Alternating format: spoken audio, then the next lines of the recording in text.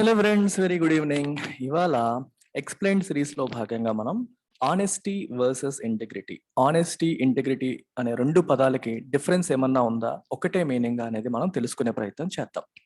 ఇది మనం ethics and integrity and aptitude, ethics integrity and aptitude GS paper 4లో భాగంగా foundational values for civil servants అనే చాప్టర్లో భాగంగా మనం ఇది నేర్చుకుంటాం.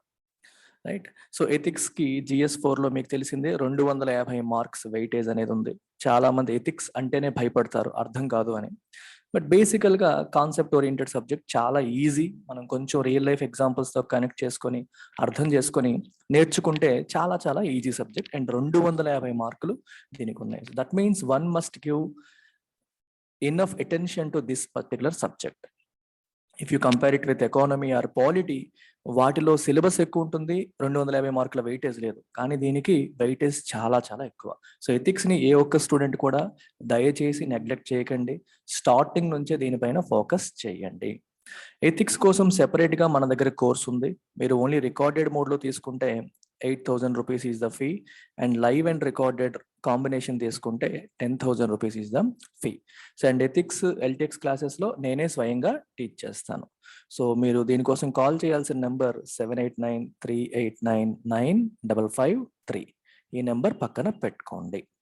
ఎట్ ద సేమ్ టైం మీకు ఆల్రెడీ చెప్పిన విధంగా యూపీఎస్సీకి మరియు ఆప్షన్స్కి కొత్త బ్యాచెస్ అనేవి మనం అనౌన్స్ చేసాం.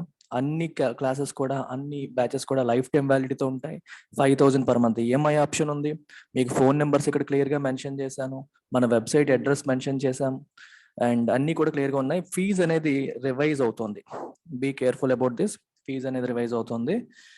People who want to join before 31st October. Okay, ఇప్పుడు మనం హానెస్టీకి ఇంటెగ్రిటీకి డిఫరెన్స్ ఏంటి, రెండు ఒకటేనా, ఏమైనా డిఫరెన్స్ ఉందా, అర్థం చేసుకునే ప్రయత్నం చేద్దాం. మొదట వాట్ ఈజ్ ఆనెస్టీ? ఆనెస్టీని మనం ఎలా డిఫైన్ చేస్తామంటే, ఆనెస్టీ ఈజ్ బీయింగ్ ట్రూత్ఫుల్, అంటే అబద్ధాలు ఆడకపోవడం, నిజాలు చెప్పడం, and open or sincere, openness ఉండడం, సిన్సియారిటీతో ఉండడం.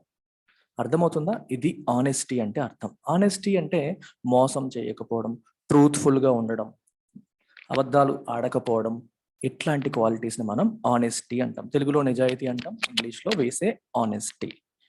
మరి ఇంటిగ్రిటీ ఇంతకంటే ఏముంటుంది సార్ అని మీరు అడగొచ్చు. Integrity is much more than this.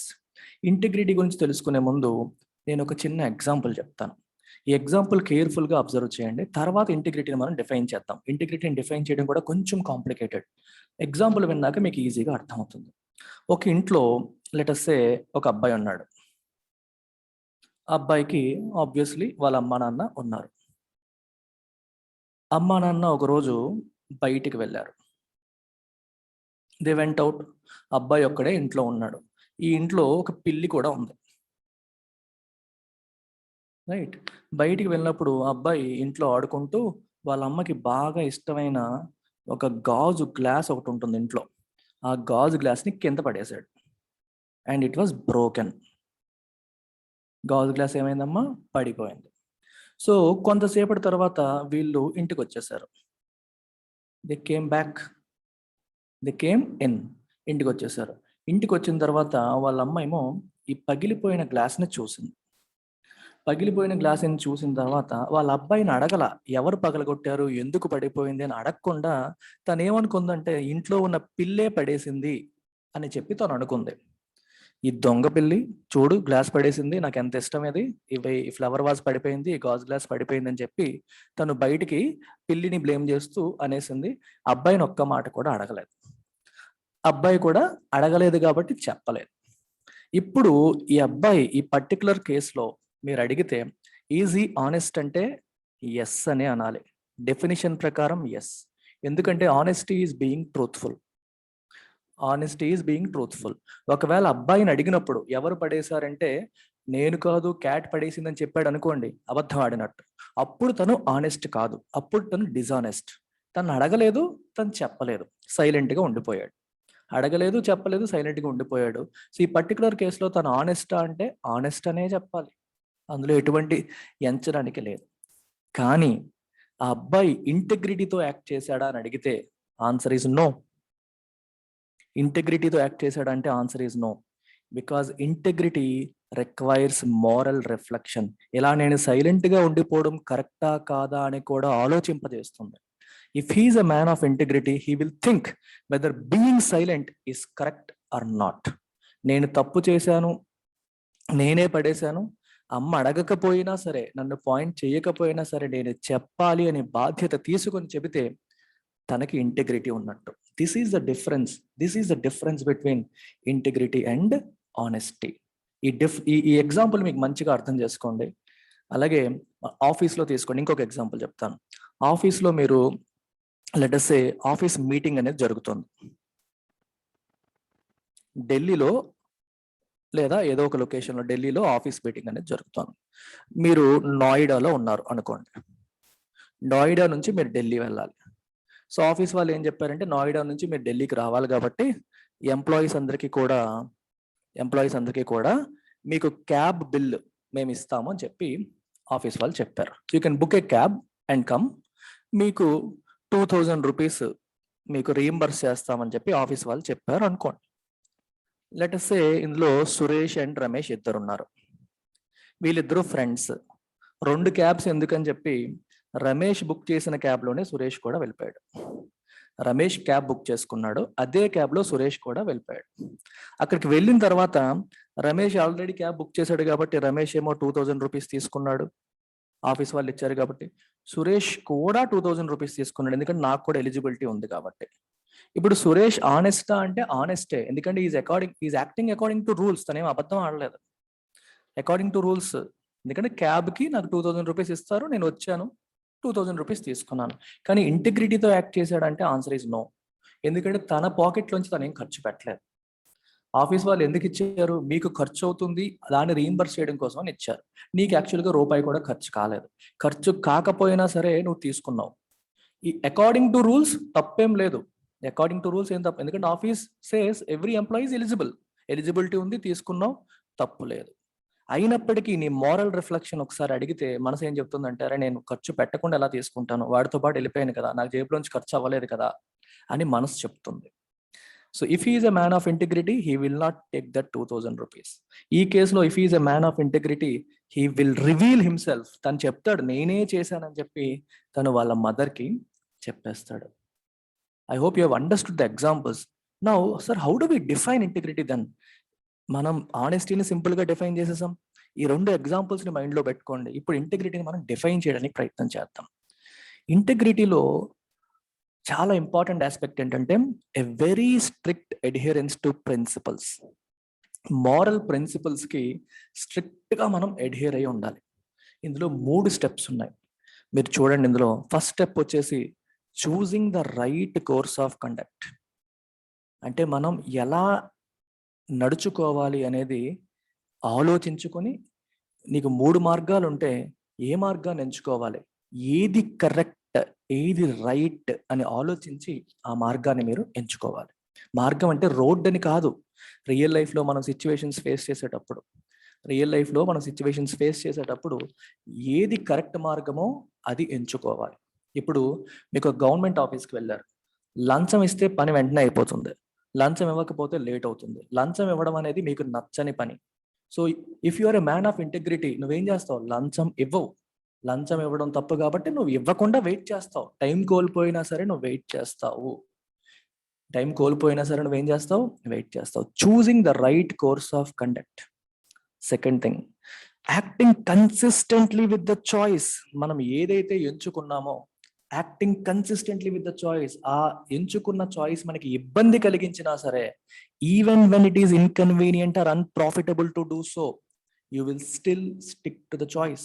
ఇందాక ఎగ్జాంపుల్ తీసుకుంటే, గవర్నమెంట్ ఆఫీస్కి వెళ్ళావు, లంచం అడిగితే కానీ, లంచం ఇస్తే కానీ పని అవ్వదు. అంటే 100 రూపాయలు ఇస్తే వెంటనే పని అయిపోతుంది, లేదంటే 2 గంటలు వెయిట్ చేయాలి. నువ్వు బాగా బిజీ పర్సన్వే, 2 గంటలు వెయిట్ చేస్తే నీకు అది ఇన్కన్వీనియన్స్, నీకు బిజినెస్ లాస్ అవుతుంది. అర్థమవుతుందా? కానీ నీ మనసు ఏం చెప్తుంది? నీకు లంచం ఇవ్వకూడదని చెప్తుంది. బ్రైబరీ ఈజ్ రాంగ్ అని చెప్తుంది. తప్పు అని నీ మనసు చెప్పినప్పుడు you will stick to it. నువ్వు చెయ్యవు. Even if it is inconvenient, అందుకే పదం వాడాను, even if it is inconvenient. అలా చేయడం వల్ల నీకు ఇన్కన్వీనియన్స్ ఉన్నప్పటికీ, నీకు ఇబ్బంది కలిగినప్పటికీ, నీకు నష్టం కలిగినప్పటికీ కూడా you will stick with the choice. నువ్వు ఏ చాయిస్ అయితే ఎంచుకున్నావో, నీ మనసు ఏదైతే చెప్పిందో దానికి నువ్వు స్టిక్ అవుతావు. And openly declaring where one stands, అంటే మన మనసులో ఏదుందో దాపరికం లేకుండా బయటికి ఉండడం. దీన్ని మనం ట్రస్ట్ వర్దినెస్, నమ్మకం, ట్రస్ట్ వర్దినెస్, ఓపెన్నెస్ అని చెప్పి మనం అనొచ్చు. అంటే హిపోక్రసీ అనేది లేకపోవడం. What is hypocrisy? లోపల ఒక భావం ఉంచుకొని బయటికి ఇంకోలాగా ప్రవర్తించడం హిపోక్రసీ. అంటే ఇంటెగ్రిటీ ఉన్న వ్యక్తికి హిపోక్రసీ అనేది ఉండదు. మనసులో ఒకలాగా బయట ఒకలాగా ప్రవర్తించడం అనేది ఉండదు. లోపల ఏముంటుందో బయట అదే ఉంటుంది. మనసు ఏదైతే చెప్తుందో అదే యాక్షన్ ఉంటుంది. అందులో ఇబ్బంది కలిగినా సరే మనం అదే పని చేస్తాం, కష్టం వచ్చినా సరే అదే పని చేస్తాం. అండ్ చేసే ప్రతి పనిని మనం రిఫ్లెక్ట్ చేస్తాం. నేను చేస్తుంది తప్ప కరెక్టా అని చెప్పి ఆలోచించి చేసేవాడు integrity, a man of integrity. మీరు ఫైనల్ గా చూడండి, integrity is equated with moral reflection, steadfastness to commitments, trustworthiness. Moral reflection అంటే అర్థం ఏంటి? నేను చేస్తున్న పని తప్ప కరెక్టా అని ఆలోచించడం, రిఫ్లెక్ట్ చేయడం. తప్ప కరెక్టా అని రిఫ్లెక్ట్ చేయడం ఇంటెగ్రిటీలో ఉంది, ఆనెస్టీలో లేదు. కేర్ఫుల్ గా అబ్జర్వ్ చేయండి, ఆనెస్టీకి ఇంటెగ్రిటీకి డిఫరెన్స్ అక్కడ కనిపిస్తుంది మీకు. ఈ పర్టికులర్ కేసులో సైలెంట్ గా ఉండడం అనేది తప్ప ఒప్ప అని అతను ఆలోచించడా. నిజం మాట్లాడాలి, అబద్ధం ఆడకూడదు. ఆ అమ్మ తను అడగలేదు, సో తను ఏమీ చెప్పలేదు. తను అబద్ధం ఆడాడంటే ఆడలేదు, అబద్ధం ఆడాడంటే ఆడలేదు. సో ఆనెస్టీగానే ఉన్నట్టు లెక్క. కానీ ఆనెస్టీలో మోరల్ రిఫ్లెక్షన్ లేదు. ఇలా సైలెంట్గా ఉండిపోవడం కరెక్టా తప్ప అని ఆలోచించడం అనేది ఇంటెగ్రిటీలో ఉంది, ఆనెస్టీలో లేదు. A man of integrity thinks whether this is correct or wrong. ఈ కేసులో కూడా తీసుకోండి, సురేష్కి if is a man of integrity he will think, he will reflect. 2000 తీసుకోవడం కరెక్టా తప్ప, నేను ఖర్చు పెట్టలేదు కదా. ఇంటెగ్రిటీ అనేది, ఆనెస్టీ వచ్చేసరికి కంపెనీ రూల్స్ ప్రకారం వెళ్ళిపోయాను, తప్పేం చేయలే. కానీ మ్యాన్ ఆఫ్ ఇంటెగ్రిటీ థింక్స్, నేను చేసిన ప్రతి పనిని కూడా తను ఆలోచిస్తాడు, ఇది కరెక్టా తప్ప. అందుకే ఇంటెగ్రిటీకి ఆనెస్టీకి డిఫరెన్స్ లో ఒక ఇంపార్టెంట్ ఆస్పెక్ట్ ఏంటమ్మా అంటే moral reflection. Your reflecting your action. నీ ఆలోచన నువ్వు ఆలోచిస్తున్నావు కరెక్టా తప్ప. రెండవది స్టెడ్ఫాస్ట్నెస్ టు కమిట్మెంట్స్. నువ్వు ఏదైతే కమిట్ అయ్యావో, రైట్ కోర్స్ ఆఫ్ కండక్ట్ నువ్వు తీసుకున్న తర్వాత దానికి స్టిక్ అయి ఉండడం. ఈ పదం ఇక్కడ కూడా చాలా ఇంపార్టెంట్ ఆస్పెక్ట్ చూడండి, even if it is inconvenient or unprofitable. మనం అనుకున్న పనికి స్టిక్ అవ్వడం వల్ల ఇన్కన్వీనియన్స్ ఉన్నా, అన్ప్రాఫిటబుల్ అయినా, నష్టం కలిగినా, ఇబ్బంది కలిగినా సరే you have to stick with the choice. మీకు బెస్ట్ ఎగ్జాంపుల్స్ తీసుకోండి, మహాత్మా గాంధీ, సోక్రటీస్ ఎగ్జాంపుల్ తీసుకోవచ్చు మీరు. సోక్రటీస్ గురించి మీకు తెలుసుంటే, సోక్రటీస్ తాను ఏదైతే నమ్ముతాడో, whatever he feels is the right course of action, he will stick to it. In fact, he stuck to it even in the face of death. Socrates కి చావు దగ్గరికి వచ్చినప్పుడు వాళ్ళు చెప్తారు, నీకు విషం ఇచ్చి చంపేస్తాం, నీ టీచింగ్ అనేది, నువ్వు టీచింగ్ చేయడం వల్ల గ్రీక్ దేశంలో ఉన్న యూత్ అంతా కరప్ట్ అయిపోతున్నారు, మీరు మాకు వ్యతిరేకంగా నువ్వు చెప్తున్నావు, నువ్వు టీచింగ్ ఆపుతావా లేకపోతే విషం తీసుకొని చచ్చిపోతావా అని చెప్పి సోక్రటీస్ని అడుగుతారు. సో సోక్రటీస్ టీచింగ్ అనేది తనకి ఆనందాన్ని ఇచ్చే విషయం, నాలెడ్జ్ డిసెమినేషన్ అనేది తను స్ట్రాంగ్ గా నమ్ముతున్న విషయం. నేను చేస్తుంది మంచి, టీచింగ్ చేయడం అనేది మంచి అని చెప్పి తను భావిస్తాడు. ఇప్పుడు తను ఏదైతే భావిస్తాడో అది కంటిన్యూ చేస్తే తన ప్రాణం పోతుంది, తను కన్వీనియన్స్ కోసం చూసుకుంటే ఏం చేస్తాడు, ఆపేస్తాడు. నేను టీచింగ్ ఆపేస్తానండి అని చెప్పి వెళ్ళిపోతాడు. కానీ సోక్రటీస్ ఏం చేశాడు, విషం తీసుకొని తాగేసి చనిపోతాడు. నేను ఏదైతే నమ్ముతున్నానో, ఏదైతే కరెక్ట్ అని భావిస్తున్నానో, నేను దానికే స్టిక్ అయి ఉంటాను. I will not move away from it. దాని నుంచి నేను పక్కకి వెళ్ళను. Even if it is inconvenient, even in the face of death, I will stick to my strong moral principles. Whatever I believe is true, I will stick to it. That's what Socrates did. ఇదనమాట integrity అనేది, అంత గొప్ప quality. అందుకే మీరు వాల్యూస్ని హైరార్కీలో పెడితే ఏది గొప్ప వాల్యూ అని అడిగారు అనుకోండి, ఏది అన్నిటికంటే పైన వస్తుందని అడిగారు అనుకోండి, హైయెస్ట్ లెవెల్ వచ్చేది ఏంటమ్మా అంటే ఇంటెగ్రిటీ తర్వాతే ఏ వాల్యూ అయినా సరే. ఆనెస్టీ అనేది ఇంటెగ్రిటీ కంటే కింద వస్తుంది. You can say integrity involves honesty. ఇది ఇంటెగ్రిటీ అనుకోండి, honesty is a subset of integrity.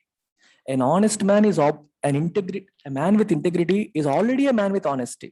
ఎందుకంటే ఇంటెగ్రిటీలో కూడా ట్రూత్ఫుల్నెస్ ఉంది, కానీ ఆనెస్టీ ఉన్న ప్రతి వాడికి ఇంటెగ్రిటీ ఉందని మనం చెప్పలేం. ఎందుకంటే ఆనెస్టీలో మారల్ రిఫ్లెక్షన్ లేదు, మారల్ రిఫ్లెక్షన్ అనేది లేదు. ఇంటెగ్రిటీలో రిఫ్లెక్షన్ ఉంది. రిఫ్లెక్షన్ అంటే అర్థం ఏంటి? రిఫ్లెక్టింగ్, థింక్ చేయడం, చేస్తున్న పని తప్ప కరెక్టా, ప్రిన్సిపల్స్ ప్రకారం ఉందా లేదా అని ఆలోచించడం. అది ఇంటెగ్రిటీలో ఉంది, ఆనెస్టీలో లేదు.